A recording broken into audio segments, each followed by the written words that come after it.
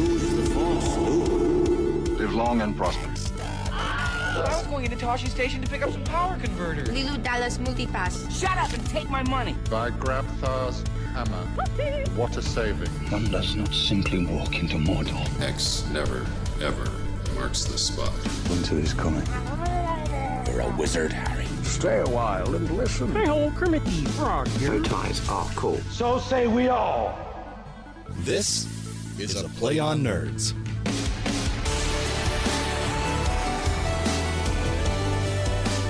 Welcome, ladies and gentlemen, to episode 76 of A Play on Nerds. I'm Jarman. And I'm Steve, and we're the guys you've been listening to for the last 3 years, or some of you have been listening to for the last 3 years. And why we say that, if you're listening to the audio podcast right now, this is also available on YouTube in video form, one time only. That's right. At least for another few years. Because for the first time since Jarman and I thought this thing up, which was 4 years ago, my brother's wedding, we are together in person. It's weird. So we decided to make it a special event. In Pittsburgh, no less. Pittsburgh, Pennsylvania. So we are live, not live.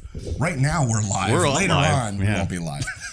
From my parents' house in Forest Hills, PA, which is right outside Pittsburgh. And for those of you in our international audiences, we have a lot of you listeners who are not from the United States. How would you describe Pittsburgh to them? So it was a steel town for a long time. Everything was based off steel industry, and when the steel industry tanked a little bit, so did Pittsburgh. So it went through a tough through a tough couple decades, but it's now on the up and up. There's a huge film industry here. There are tons and tons of incentives for filmmakers to come here. In fact, for the Dark Knight movies, the ones with Christian Bale, all of the downtown scenes were shot here in Pittsburgh. I think one of them was shot partially in Chicago and Detroit, but yeah, I guess a lot of it in Pittsburgh as well. But anytime you see those movies and there's a yellow bridge, that's Pittsburgh. A ton of the bridges are yellow. And the mall. Tell them about the mall. Oh, and right down the road, next town over is Monroeville, PA, which has one of the big malls in the area, which is where the original Dawn of the Dead George A. Romero movie. It looks totally different now because they added on to it. But you see like the original building where it's like that looks like and the there's old movie. a comic book shop that in the back has a little mini museum with some props and photos. Oh, that's pretty cool. And supposedly some of my second cousins on the Bauman side were extras, were zombies in the film. So rich cultural history here. Weren't you an extra in some other film when you were a kid? I don't think so. I thought you told me about that with your dad or something. Not that I'm aware of. I'm thinking of my stepbrother. There you go. He was an extra in the crowd for Ferris Bueller's Day Off, and he was on my stepdad's shoulders. And That's he was a little baby. That's awesome. Yeah, that's pretty crazy. That's cool. In Chicago. So what are we doing in Pittsburgh?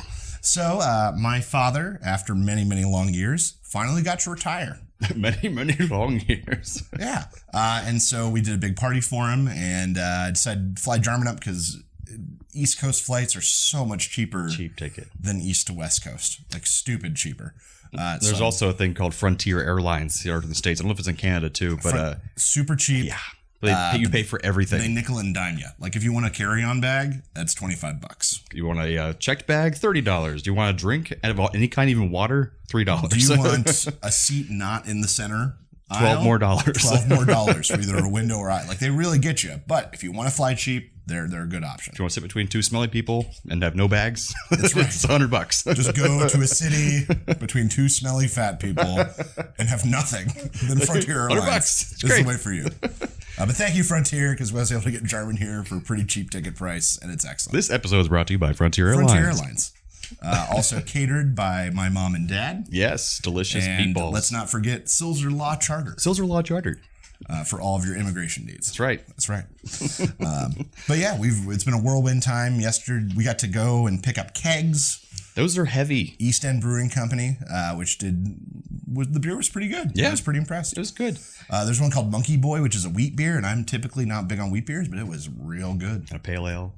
But I just didn't realize, it makes sense that it's so heavy, but these were miniature kegs, but they were still... Yeah, quarter kegs. Ridiculous. And they didn't help us carry them. Yeah, those jerks. They literally just pushed them out in the lobby. They're like, all right, there you go. This episode is not brought to you by East End Brewing Company. It is not.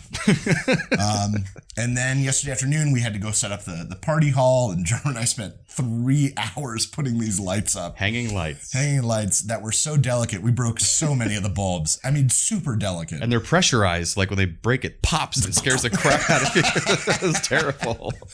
And the best part is that at the end of the night, it only took 6 minutes to take all that stuff down. Yay. But it took us 3 hours. Which is good because everyone was intoxicated. Yes, everybody was intoxicated. That is accurate. A successful party. But otherwise, we've just been hanging out, having a good time, partying with the balance. Comic book day. Ooh, free comic book day happened. This was yesterday, right? Yep. And we went to Phantom of the Attic in Monroeville, right by the mall we talked about. Very cute little comic shop. And they had a big table of free comics, and I was actually very impressed. Have you by been the to a selection. free comic book day before? No, because him and I don't really read comics that much. Sorry, it's not Ryan part and of our, Joff. It's not part of our repertoire, really. But it's really, we're hoping to read the ones we got. Yeah. They had a Doctor Who one. There's a Star Trek Next Generation mirror universe. Guardians of the Galaxy one. Buffy. I got some little kitty ones because Joyce will want to look at them. Yeah. But no, I was very impressed by the selection. One of my favorite movies of all time, The Usual Suspects. They had a Kaiser Sose backstory comic that was available free. Like I didn't know this was relevant to anyone anymore, but like I love that movie, so I'm really excited to read that. Killer. And I bought the first volume of Walking Dead, which I haven't read yet, so that should be good. I've heard it's good. Oh, it's killer. I haven't heard much about this. Have you heard much about this? No, it's Walking Dead's. Yeah, I'm sure it's fine. But then otherwise, the party went off without a hitch. We had, my brother and I got like ransacked, bum rushed, and found out we were doing a toast like 15 minutes beforehand. And they made a beautiful toast. We did okay. I think we did pretty well considering we had 15 minutes and no time to prep. And your father got a belly dancer to give him not a lap dance, but yeah, the belly dancer is almost a family tradition at this point. At my parents' wedding, instead of having a band, they hired a belly dancer. Nice. And then for my dad's 60th, my mom hired him a belly dancer, and so now we're continuing the tradition. I just wonder how big the belly dance community is in Pittsburgh, Pennsylvania. We found the one girl. She was really good. She was very good. I was really impressed. She had fans, but they all had scarves on them, so it was this flowing kind of dance. It was really unique. And she really worked the audience and like knew how to perform and like keep it interesting, not awkward. You know, like she had a smile on her face and was like, because otherwise it could have been a little weird. Yeah, it can get weird. Like the whole Star Trek scene and. That's right. The green girl dancing. That's right. I think about that every night. I got lost. But yeah, so it's been a fun trip so far. Oh, by the way, it's looking down. We have notes because we can't cut any of this stuff. So, because I'm not editing it. So, yeah, we're not doing that. So yeah, it's been a real fun time. So let's move on to some nerdy news. It's time for Nerdy News. So for this edition of the episode, we're using the Pittsburgh Post-Gazette. Yes. Health and science section, which is 1 page.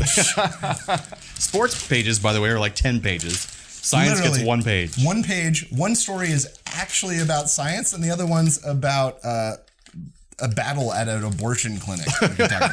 So there's not much health and science going on in Pittsburgh. No, not a lot. But story I've got is that space mining, they think, is now closer than ever. And it's because a lot of the people that are doing it, Elon Musk is obviously the first one that comes to mind, are changing the way they're thinking about it.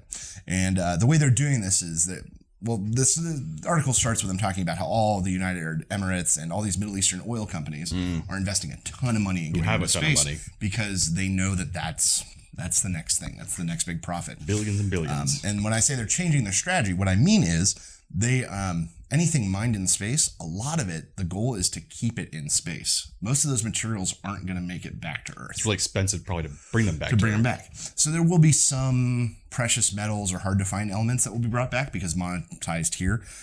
They make sense. But, steel and iron mined in space is going to be, in theory, then processed in space and used for other productions in space. It's like billions of tons of steel, like no easy, cheap way to get that back to Earth. Right, or exactly. Practicality to use it. But for an idea of like a rare mineral, they think that a football field size asteroid could contain as much as $50 billion worth of platinum. No wonder they want to get up there. That's the kind of thing that they would ship back to Earth. Platinum, wow. What do we use platinum for? I don't know. I don't know either. But it's worth money, apparently. I've never owned anything platinum. I know in D&D you have silver, gold, and then platinum pieces, but that's true. That's an imaginary thing. That is. Like most things that we invest our time in. Yes, of course. So yeah, we might be closer to space mining than we thought, but it's because we're changing the way we're thinking about it. And I think that's really cool. It is cool. And my story might have been in the Pittsburgh Post-Gazette, but I think a lot of people were talking about this. This mastodon remains were found quite some time ago. I think they said in the late 90s, but they're just now having the technology to actually radiocarbon date them appropriately using some kind of uranium test. I know all the details. All the details. But the cool thing is using magic. Using magic. But they so the prospector, they found these bones, but they were crushed with some kind of tools. At least that's what they thought. So they were testing that in labs and reproducing the effects of using tools to do that. But the weird thing is that would mean there was humans around these remains 100,000 years earlier than they thought humans were in the United States. Yeah. So some people were misquoting this story and saying, oh, it's earlier than humans were ever around. It's like, no, they were around in Africa and other places, but this is 100,000 years earlier than they were in America, so we had thought. So it would change all of our thoughts about the Bering Land Bridge and when we came over, and it's just kind of weird. But they're still trying to prove it, but it's getting peer reviewed. It's like real stuff. It's not pseudoscience. So it was just, we don't know anything is what we learned.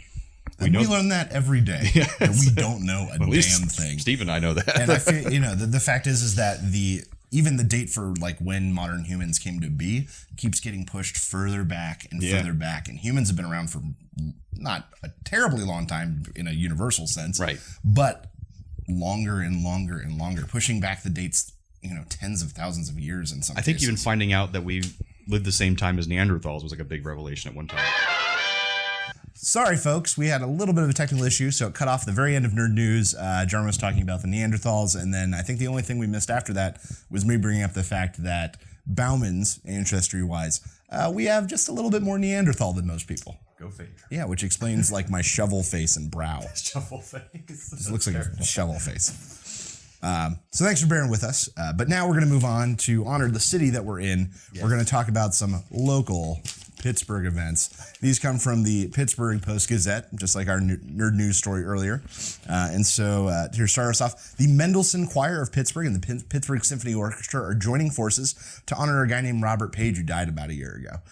He was a conductor and music lover, and so they have teamed up with the local WQED, which is the local the public television, public radio affiliate, to put on this concert for him. Sounds really exciting. It is. So it is actually tonight. So it's Sunday at 7:30 at Heinz Hall. It is free admission, but they're asking that people register early so that they know how many people are going to show up. Register early, guys, for tonight. All right, there you go. The next event is Hercules Didn't Wade in the Water, a play written by Michael A. Jones and directed by Wael Jamal. Tonight at the Pittsburgh Playwrights Theater, 937 Liberty Avenue, Suite 3, downtown. Don't miss it. That's right. And then on Thursday, we have the Pittsburgh Cello Quartet performing at love the cellos. The Hollywood Theater. There is a $10 suggested donation. Please give the suggested donation. These people might need the money. These are cellists. These are not big-wig billionaires. They need your money. They're probably baristas during the day. Yes, that's why they're so good with their hands. Oh, cellists. Yo ma. And then finally, coming up, also on Thursday. Yes, the Pittsburgh, that's a quartet, sorry. The Found Footage Festival will be screened at the Regent Square Theater, 1035 South Braddock Avenue at 8 p.m. And it's basically where they show found footage of VHS cassettes and like home videos with funny stuff. See what happens. It sounds like America's Funniest Home Videos, but without Bob Saget. And I think I was mentioning before that it's like basically a very hipstery event. Having people bringing all their VHS. Hipsters are moving into Pittsburgh now that it's up and coming. It's true. That's where the money comes in. So there's your local community events for Pittsburgh. Make sure to get a flight here soon so you can see those things on Thursday. So to try to avoid the technical issue we just experienced, this is going to be chopped up a little bit. So we're actually going to break it here and then come back with our next segment. We'll see you back soon. So as you know from the podcast, if you've been listening, Jarman does voiceover work and does audiobook voice acting. Try. And so because of that, I want him to read Joyce a book with funny voices. Yes. So we recorded this separately because she's a baby and she does what she wants. But here it is. Enjoy. It's called The Littlest, Tiniest Fire Engine. Just a small fire engine. Have fun. There you go. So for our very special episode, in our very special in-person video episode, this is my daughter, Joyce. Say hi. She just wants the phone. Who you have heard on the podcast before. And I have decided that for this episode, I want Jarman to read Joyce a book.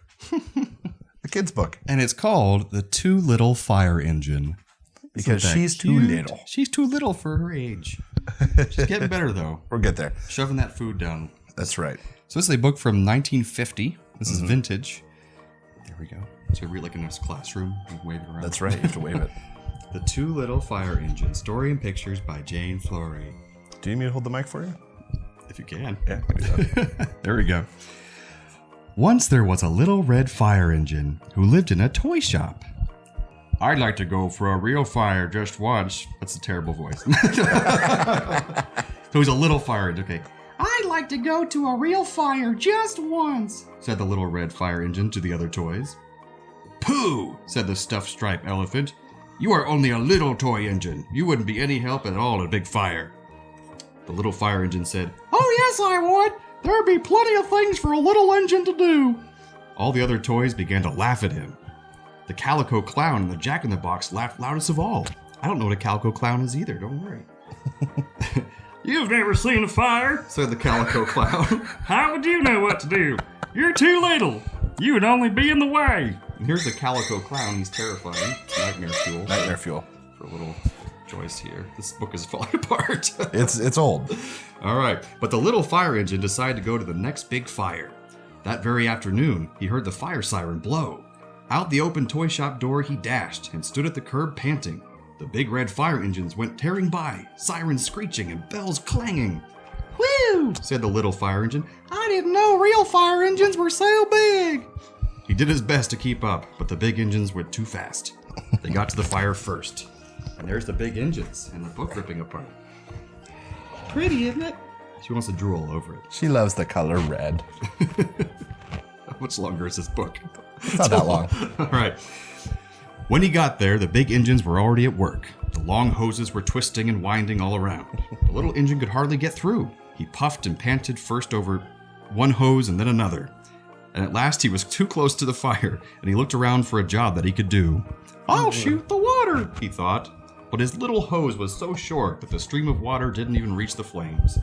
I wish someone would tell me what to do, he said to himself.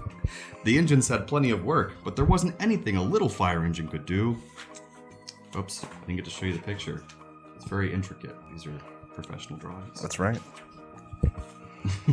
Just then he saw a spark fly from the burning building. It landed right beside him. Here, said the little engine. This will never do. He turned his hose on the little fire. His hose was just the right size. In an instant, the fire was out. Then the little engine had a good idea. I'll be a spark watcher, he decided. I can put out little fires before they get to be big fires. He's like a little Gomer Pyle. Yes. So he raced around looking for flying sparks. Whenever he saw one, he hurried to put it out. There's some googly eyes in that one. It's pretty cool. It's weird eyeballs. Yeah, it is. Oh, ripping apart. It gets very brittle. Finally, one of the big fire engines saw the little fire engine scooting around so busily. He looks as if we have a new helper, said the big fire engine. Good work, little fella. The big engines were busy putting out the big fire, and they were very glad to have the little fire engine to put out the little fires. It's teamwork. Whoops, there's the big fire engine and the little one. She's got it. She gets it. She gets it. Finally, the whole fire was put out. All the tired engines began rolling up their hoses. The little engine was starting home when one of the big engines called to him. Why don't you come along to the firehouse with us, little engine? We can use you. The little engine was delighted. I'd like that very much. First, I must go home and tell the other toys, so they won't worry about me. As he came to the door of the toy shop, he thought he smelled smoke. He sniffed again, and then he saw a flicker of flames in a wastebasket. Fire! Fire! He shouted. He looked over that one, and he changed his bell loudly. He clanged his bell as loudly as he could. The other toys came running. Where? Where? They cried. Oh, save us! Help! Help! They all ran around, but nobody knew what to do, and they were all too frightened to think. Here's all the terrifying toys. I hope they all burn in this fire. I hope just the Calico Clown. He has to go. Only the little fire engine was calm. Joyce. He had been to a fire, and he knew just what to do. He backed as close as he could to the burning wastebasket. He unwound his hose and sent a stream of water splashing on the flames. In an instant, the fire was out, and the Calico Clown just stood by and watches the anarchy. piece of shit. Cursing right in front of his child. Yeah, she doesn't understand yet. Thank goodness you came in time, the toy said. They all crowded around and thanked him. They wiped off the smoke and water. They rubbed and polished him until he was bright and shiny once more. That's a strange way to thank him. I don't know what we would have done without you, said the stuffed striped elephant. We are all so proud. So let me get this straight. He saved them and they gave him a rub down? Yeah, basically. That's how it works in real life, right? Well, they did mention his hose a lot. His little hose. His little hose a lot. The little fire engine was very happy. He said to himself, I guess I won't leave after all. Big fires are for big fire engines, but little fires are for little fire engines. I'm just the right size to take care of a little fire. Who knows what might happen here if I should go away? So the happy little fire engine settled down for a long nap, for he had a very, very busy day of being rubbed down. That's right.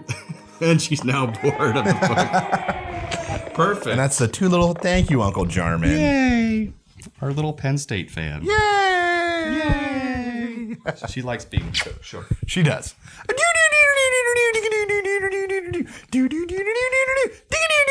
you don't already have a child, you can have this. It's a lot of fun. And the drool just comes right out. Thanks, Uncle Jarman. Is that to say? I must grab that. Thanks, folks. Thank On you. to the next segment. Well, that was fun. That was. Thank you. Thank you for that. I think Joyce enjoyed it. I hope she did. She mostly just wanted to eat the microphone Eat the and the microphone. book. And the cable. And Just the eat cable. everything. That's how, just everything. I don't think she knew a story was happening, but she saw strange things going on, and it was entertaining. That's right. Yep. So what are we moving on to now? Now we're going to move on to when we were in high school. Yes. Back in the day. A long time ago now, dear Lord. We went to an acting competition, and we did a scene from the play The Odd Couple. Because if you've seen The Odd Couple or the TV show, we basically were The Odd Couple. We are still The Odd Couple. Yes. I take an hour to get ready in the morning, And I don't give a shit. yeah, then it works out pretty well. That's right. But it makes for an interesting friendship. That's right. We're a dichotomy. So if you don't already like us, you're seeing a lot of us right now because we're about to do a whole scene with just the two of us acting. So if you're listening on the podcast, it'll be an audio drama, but otherwise you'll be able to watch it live right now. That's right. On the YouTube channel. All right, let's do it. All right. All right, Felix, what is it? What is it? Let's start with what time do you think it is? What time? I don't know, 7 o'clock? 7:30? Sorry. 7:30. Try 8 o'clock. All right, so it's 8 o'clock, so? So? You said you'd be home at 7. Is that what I said? Yes, that's what you said. I'll be home at 7 is what you said. Okay, I said I'd be home at 7 and it's 8, so what's the problem? If you knew you were going to be late, why didn't you call me? Couldn't call you, but I was busy. Too busy to pick up a phone? Where Where were you? I was in the office working. Working. Yes, working. I called your office at 7 o'clock. You were gone. It took me an hour to get home. I couldn't get a cab. Since when do they have cabs in Hannigan's bar? Oh, wait a minute. I want to get this down on tape recorder because no one will believe me. You mean now I have to call you if I'm going to come home late for dinner? Not any dinner, just the ones I've been slaving over since 2 o'clock this afternoon to help save you money and pay your wife's alimony. Felix, this is no time to have a domestic quarrel. We have 2 girls coming down any minute. You mean you told them to be here at 8 o'clock? I don't remember what I said. 7:30, 8 o'clock? What difference does it make? I'll tell you what difference. You told me they were coming at 7:30. You were going to be here at 7 to help me with the hors d'oeuvres. At 7:30, they arrive and we have cocktails. At 8 o'clock, we have dinner. It's now 8 o'clock. My London broil is finished. If we don't eat now, the whole damn thing will be dried out. Oh, God help me. Never mind helping you. Tell him to save the meat. Because we got $9.34 worth drying up in there right now. Can't you just keep it warm? What do you think I am, the magic chef? I'm lucky I got it to come out at 8 o'clock. What am I gonna do? I don't know. Keep pouring gravy on it. What gravy? Don't you have any gravy? Where the hell am I going to get gravy at 8 o'clock? I thought it comes when you cook the meat. When you cook the meat? You don't know the first thing you're talking about. You have to make gravy. It doesn't come. You asked my advice. I gave it to you. Advice? You didn't know where the kitchen was till I came here and showed you. You want to talk to me? Put down the spoon, Felix. Spoon? You dumb ignoramus! It's a ladle! You don't even know it's a ladle! All right, Felix, get a hold of yourself. You think it's so easy. Go on, the kitchen's all yours. Go make a London broil for 4 people who come half hour late. Listen to me. I'm arguing with him about gravy. Well, they're here. Our dinner guests. I'll get a saw and cut the meat. Stay where you are. I'm not taking the blame for this dinner. Who's blaming you? Who even cares about the dinner? I care. I take pride in what I do, and you're going to explain to them exactly what happened. All right, you can take a Polaroid picture of me coming in the door at 8 o'clock. Now take off that stupid apron because I'm opening the door. I just want one thing clear. This is the last time I ever cook for you because people like you don't even appreciate a decent meal. That's why they have TV dinners. Ugh. You through? I'm through. Yeah. And just when the baby decides to join in, everyone. She just heard me yelling, got confused. That's true. She probably thought mommy and daddy were fighting. That's right. So we're going to stop here and come back with some trailer reviews, so stick around.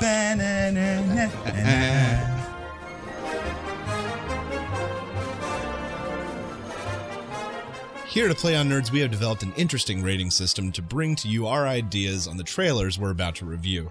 At the low end of the scale, we have Burn It, where we think you should find every copy you can get your hands on and throw it into a barrel fire. Kill it with fire. And our next step is Drunk Watch, which means that, yeah, I'd watch this movie. It'd be entertaining if I was under the influence of some kind of substance of some kind. But if I was sober, probably not going to check this thing out. Nope, not going to see it. Next, we've got We'll See, which is maybe we just don't know enough about this movie to tell what the hell it's going to be. Could be good, could be bad, not sure. And our next category would be Get the Couch Ready, which means I'm definitely going to check this movie out at home. Wouldn't necessarily pay the big bucks to see it in theaters, but I'm definitely going to watch it at home, so get that couch ready. After that, we have Take a Look, where we are recommending for you, our viewers and listeners, to check out this movie and check out the trailer and tell us what you think about it. We wanted to see what you guys think. It looks pretty good, but we're not quite sure yet. Yeah, take a look. Yeah. Let us know. And for our final and best category, we have Shut Up and Take My Money. Shut up and take my money. This looks so awesome, we're gonna see it. That's where we cannot wait to give Hollywood bigwigs all of the money that we have earned at work to go see a film for $47. We're so excited, we just have to go see it. We don't have a choice. And that is our A Play on Nerds official copyrighted trademark system for rating our movie trailers.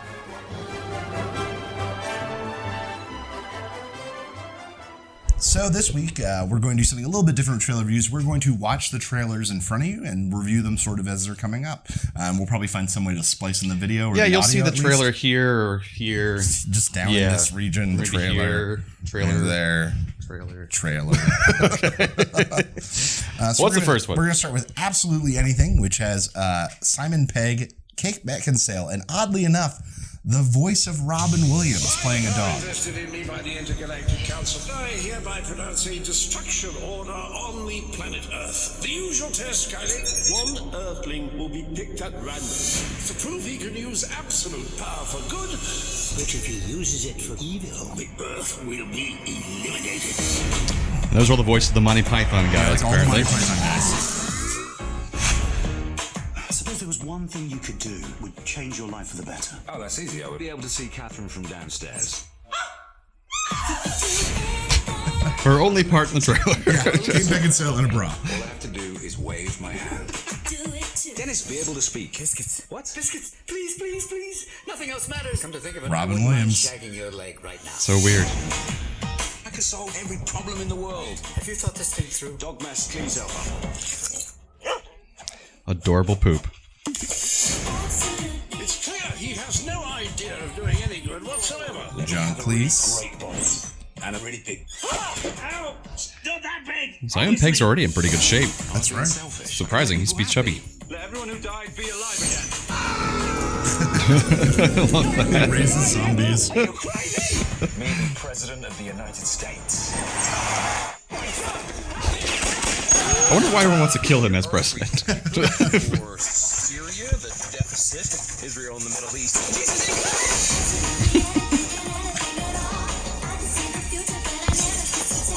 Great cast. I can't believe they got Terry Gilliam. It's true. Just pretend to be a dumb animal again. I love you, Neil. Shut up, Dennis. Shag her, Neil. So weird hearing Rob Williams.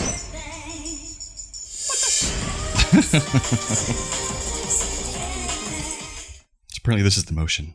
So what I want to understand is, so Simon Pegg's supposed to be an American? He had a British accent. Right, but he has to be the president of the United States. Yeah, it just made it magically happen, though. And Kate Beckinsale, also British, but his dog, American accent. confusing. Some inconsistencies, I'll say. Yes, maybe. But this looks like Bruce Almighty, like the redo. Yeah.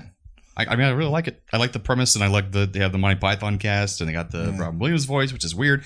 We were talking that maybe this was made several years ago, and it's been held back or something. Because of his death, they decided not to release it, or that must be it. The timing. They were like, it would be bad timing for their own sales. Right. But this doesn't even look like the kind of movie where like it would take 3 years to produce it after all that. That's not that kind of movie. Hours and hours of post-production or something. So I'm going to give this one a like get the couch ready, I think, because I would probably watch this at home or rent it, but I'm not going to pay money to go see this in a theater. If there was nothing else in theaters, I might see it, but it's definitely get the couch ready. Yeah. It was fun. And then the next one is The Dark Tower. The Dark Tower. This is based on a Stephen King novel or series of novels, I believe. Which I have not read. For thousands of generations, the gunslingers were known. Gunslingers, Idris Elba voice.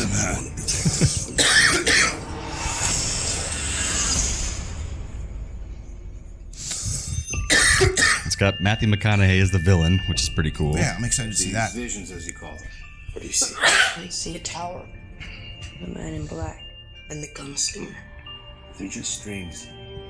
People were commenting that it's good that they have the hero as a black man and the villain as a white man, finally. Good. Yep. There's another world out there. I know there is. Because the book doesn't specify what race the gunslinger is, so it doesn't really matter.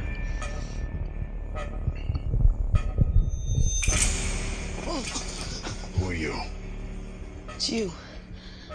You're a gunslinger, right? It's sort of like Jedi mythos, almost. Yeah. Not anymore. Why does the man in black want to destroy the tower? The tower protects both our worlds. If it falls, hell will be unleashed. I like movies from a kid's perspective that are serious. Like, I love Last Action Hero. Yeah. That was great. No, it's worse. You can't stop what's coming. Death always wins. Your world might be gone, but mine isn't. If you let that tower fall, billions of people die. Do they have guns and bullets in your world? You're gonna like Earth a lot. Got lots of guns and bullets. Oh, yeah.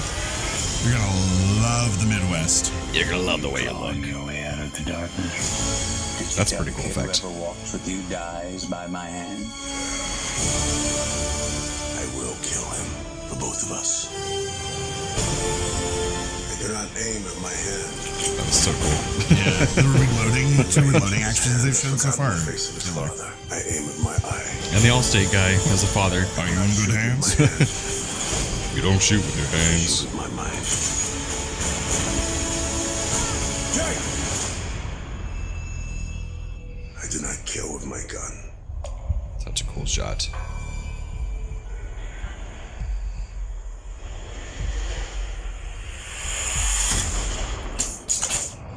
Oof. Badass. I kill with my heart. Let's say who's directing this. Those are some beautiful shots. It was real quick. It'll probably be on the detail page. Because it's really good. Nicolaj Arcel? No idea. Nope, no idea. Good for him, though. It looks like a really cool treatment. I like how dark it looks. Yeah, and I was saying how it's crazy the different genres that Stephen King can do, like Stand By Me, and then do something like It, and all this other horror, and then something action like this. Also, I heard that Dark Tower series incorporates all of his books, like in one multiverse. Huh. Apparently, like It and all these other things, like the car one. I've always heard that all of his books happen within the same universe. Right, so it's like something like, but apparently it talks about those other books or makes mentions to them and stuff like they're real. You know? So I wonder if the movies can incorporate any of that, or possibly licensing's be too weird. But yeah, I think I'll give that one a. I'd go see it in the theater if baby allows. So it's a hypothetical. Shut up and take my money. Hypothetical. Shut up and take my money. For me, it's a shut up and take my money. All right, yeah. Real pretty. I'm excited to see Idris Elba and just kick ass and yeah, and all the gunplay in the trailer looks so cool. Like him reloading, like like tossing bolts in the air. The weirdest part is that ever since Dallas Buyers Club, when Matthew McConaughey lost all that weight, he's never looked the same. Yeah, he looks really gaunt and really still really like I noticed it in True Detective. True Detective. Yeah, noticed it really heavily in True Detective. Because he used to be a role like skin looked good, looking like very healthy. All right. Now he looks really kind of worn, and ever since that movie, because he lost so much weight, it's creepy. Yeah. That's trailer reviews. We'll be right back for an outro, so stick around. Yeah. So thank you guys so much for joining us in a very special episode, at least for us. Well, in-person episode. We've not seen each other in 4 years. Something like that, or at least 3. I was Christian's and Sarah's wedding. Wow. It's a long time. 4 years. We're hoping to make it less than... We might see each other again in a couple months. Yeah. Might be able to do another special episode. Jarman's going to come out to San Francisco, so that'll be a lot of fun. Can lug all this equipment out there, too. Hell yeah. But no, it's been a good time. I just wanted to respond to something that one of our longtime viewers and a friend of the podcast, 2 of them actually, brought up is while Jarman was here, he posted a picture of me holding my baby and a beer, because that's what being a parent is. Right. And who was it? Paul Wright? Well, Sean brought it up. Sean Vanderloo, who was actually on one of our early episodes. Rusted Robot podcast. Shout out for you guys. Said that I was not how he imagined me at all. And then Paul Wright chimed in and said that he just assumed that I had a big full beard. Which Steven can't even grow a full beard. In fact, if you look, I'm not even sure the camera can pick this up. This is his dirt stash. To honor my stash. father, who has had a mustache. I've never seen my father without a mustache. My brother and I had to grow ours out. It doesn't grow at all in the middle for you, like a giant It's like spot. the demilitarized zone in the middle. I can fit a thumb in the space You where have no an hair grows. opposite Hitler stash. Yes, I can never be Hitler. I guess the good news. I can never be is that Hitler, guy. I can never be Hitler. Because you really Or wanted Michael to. Jordan, who also had the Hitler stash. Yeah, that was weird. I want to know what publicist was like, I think you can pull that off. He's like, Charlie Chaplin had it too. Why can't I do it? I don't know. That's my Michael Jordan voice. I don't know why. But thank you to all of our listeners, and keep listening, and we'll keep trying to do special stuff like this. And I know that feeling because I listen to so many podcasts where I see them finally in person or a picture of them and it just weirds me out. Yeah. Like, I've heard this voice for 3 years now, and that is not what I was imagining. That's right. We're sorry to disappoint you. We're just better looking than when you thought, right? Yeah, I'm known for that. But I'll be back with you guys again in a couple of weeks, hopefully, with a new audio episode. Maybe down the line we'll figure out some kind of way to do like a webcast where we record it at the same time with video. If you want to look at our see mugs. if we can get that technical. If you guys let us know that you'd prefer to have video content as well like this, I mean, we can try. We'll see. We'll try to figure it out. Otherwise, you'll hear our voices again in 2 weeks. That's right. Thanks again. We'll keep being your nerdy hosts if you keep being our listeners. Thanks again, Internet. Stay nerdy, my friends. If you'd like to find out more about us, you can always check us out on Facebook at facebook.com/aplayonnerds. Or check us out on Twitter and Instagram at aplayonnerds. We're also streaming live game content all the time on twitch.tv/aplayonnerds. Fun videos and stuff to check out, youtube.com/playonnerds. And also please subscribe to us on iTunes and leave a review if possible, because that lets us be easily searched in the iTunes search index for podcasts. And that way we know if we stink. Exactly. Let us know if you hate us or you love us. That's always great. Check us out at our website, www.aplayonnerds.com, where all this content can be found at the tip of your fingers. And you can also always email us at anything@aplayonnerds.com. And then check us out on, I guess, Snapchat, maybe. For dick pics. Or Tumblr. Tumblrs, Periscopes. You could also throw a rock at us with a message on it. Carrier pigeons. We accept cassette tapes. I love cassette tapes. We just want to hear from you. Yes, please send us anything you like at any social media outlets. However you do it, check us out. And how.